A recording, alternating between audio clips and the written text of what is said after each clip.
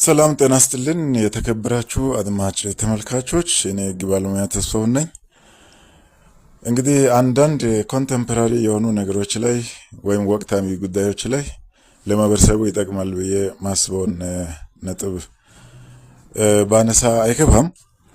ምናልባት ሰባተኛው አገራዊ ምርጫ እጅግ በጣም የሚጠበቅ እንደመሆኑ መጠን ሁሉም ነገር በህግ አግባብ ጀምሮ እንዲያልቅ ያው የሁላችንም ጸሎት ነው።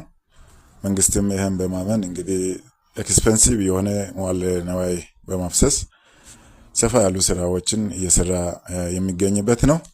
እንግዲህ ሁሉም ዜጋ በዚህ ጉዳይ ላይ የራሱን የህግ ማዕቀፎችን በተለይ በተመለከተ እንዲሁም የአስፈጻሚ አካላት ሚና ቢያቅ ይጠቅማል እንጂ አይጎዳም። ይህም በመመለከት እንግዲህ አንዳንድ ነጥቦችን ለማንሳት ያህል እንግዲህ በአገር ውስጥ ህጎችን ስናይ የፌደራል ኮንስቲቱሽን አንቀጽ 8 ማየት እንችላለን።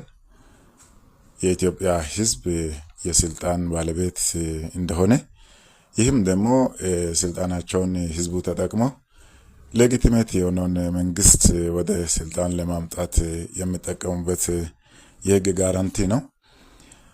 እንግዲህ ተያያዥ የሆኑ ብዙ አዋጆች እና መመሪያዎች ወደ ታች ማየት የሚቻልበት አግባብ አለ።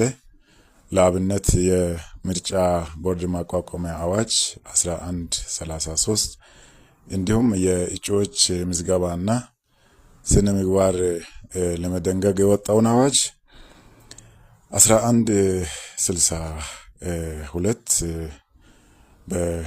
በ2011 የተደነገገውን ማለት ነው። እንዲሁም የተሻሻለውን 1394 በ2017 ተሻሽሎ የወጣውን ማየት እንችላለን። እነዚህ በሰፊው የዚህ የምርጫ ጋር ተያያዥነት ያላቸው የተወዳዳሪዎች ያለመከሰስ መብት፣ የተለያዩ ተያያዥ መብቶችን የሚያስቀምጡ ጋራንቲ ሊሰጡ የሚችሉ የህግ ድንጋጌዎች ናቸው። እንዲሁም በመመሪያ ደረጃ የአሰራር ስርዓት መመሪያ ቁጥር 31 2018 የወጣውን ማየት እንችላለን።